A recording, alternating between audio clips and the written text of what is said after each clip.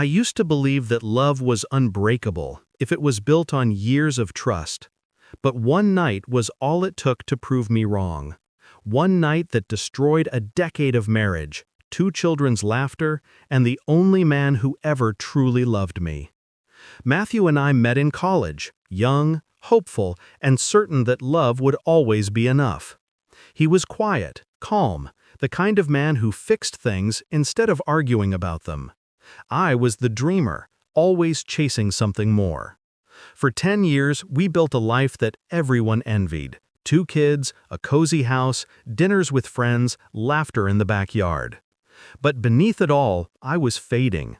It wasn't Matthew's fault. Life had worn us down in different ways.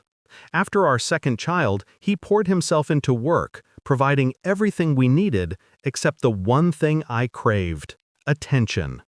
I missed being seen, not as a mother, not as a wife, but as a woman. Then came Lucas.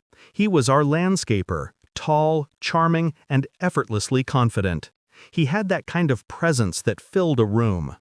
The first day he came to trim the hedges, he smiled and said, "You've got a beautiful garden, but it could use a little love." It was such a small comment, yet it made me blush like a teenager. That was the moment something inside me shifted. It began innocently, short talks, harmless jokes, texts about plants that slowly turned into conversations about everything else. He noticed my hair, my perfume, the way I laughed. Things Matthew used to notice before life got heavy. I told myself it was harmless. But harmless turned into dangerous the afternoon I invited him in for coffee. One moment we were talking, and the next I was kissing him. I wish I could stop there, but it didn't. Each time I promised myself it was the last. Each time I believed the lie. And each time I walked a little further away from the woman I used to be. Then came the night everything fell apart. Matthew had said he was taking the kids to his parents' house for the weekend. I thought I had hours. I poured a glass of wine, told myself this would be goodbye. One last mistake before ending it for good. When Lucas arrived, I felt both guilty and alive, the kind of thrill that comes right before the fall. But in the middle of our laughter, I heard a faint sound, the back door. My stomach turned cold. Lucas brushed it off. Probably the neighbors, he said. But my heart knew better. I didn't know Matthew was already inside, that he'd been standing behind the kitchen wall, watching through the camera on his phone, that he had seen everything before we even made it upstairs. By the time Lucas left, I was wrapped in a robe, pretending to relax. When Matthew walked in through the garage, I almost dropped my wine. He smiled like nothing was wrong. "Thought I'd surprise you," he said softly. His voice was calm, too calm. I didn't realize then that calm is what comes right after something inside you dies. That night, he held me as if everything was fine, but in his silence, I could feel the walls closing in. Days passed. He barely spoke. He moved like a ghost through the house, quiet, distant, untouchable. I told myself it was work stress. I was too afraid to admit what I already knew. He'd seen the truth. Then one evening, while scrolling through his phone, I saw it. A new app. Home security. My chest tightened. Cameras. He had installed cameras in the house, not to catch me, to remind me that he already had.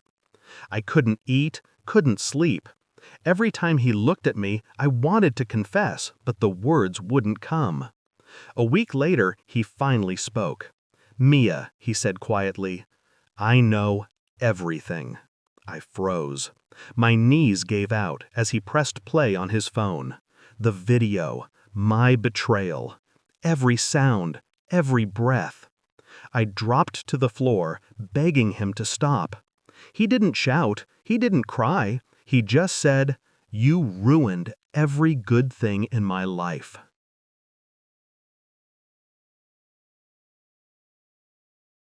After that night, Matthew became a stranger. He slept in the guest room, stopped wearing his ring, and avoided me like I was poison.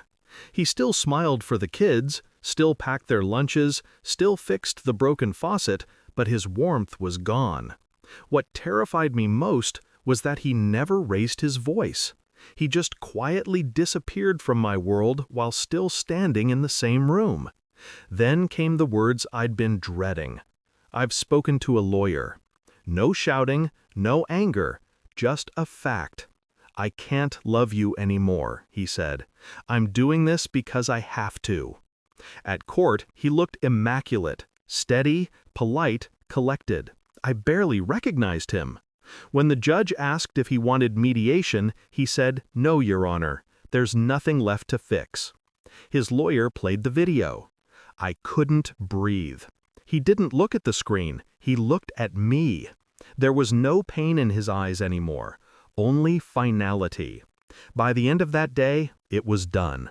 Divorce granted, custody awarded to him, no alimony, no second chances. I moved into a small apartment across town. The silence there is unbearable, not peaceful, just hollow. I see the kids twice a month under supervision.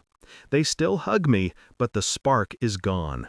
They talk about school, their dad, their new routines. They're happy, and I can't even be angry about that. He deserves their love. I deserve the quiet that follows mistakes you can't undo. Lucas disappeared completely. Once I saw him at a grocery store. He looked through me like I didn't exist. That's when I realized I wasn't his heartbreak. I was just his mistake. I work now at a small flower shop downtown. There's something poetic about arranging flowers, creating beauty that you know won't last. Customers come in with love in their eyes, buying roses for anniversaries, tulips for apologies. I smile, hand them their bouquets, and wonder if those women realize how fragile love really is. Months have passed. Sometimes I walk by our old house. The fence is new, the flowers are alive again. Through the window I see Matthew helping the kids with homework. He looks peaceful. That hurts more than anger ever could. Once he saw me standing across the street. He walked over, calm as always. "You should go, Mia," he said softly. "They don't need to see you cry." And then he turned away. Nights are the hardest. I lie awake, replaying the sound of that back door, the laughter, the moment everything changed. I still wear the mark where my wedding ring used to be, a pale circle that never fades. People say time heals all wounds. They're wrong. Time just teaches you to live with the ache. I thought my punishment would be losing Matthew, but the real punishment is living with what I did, knowing that forgiveness will never come. Not from him, not from the kids, not even from myself. Because some mistakes don't end when love does. They echo, quietly, forever.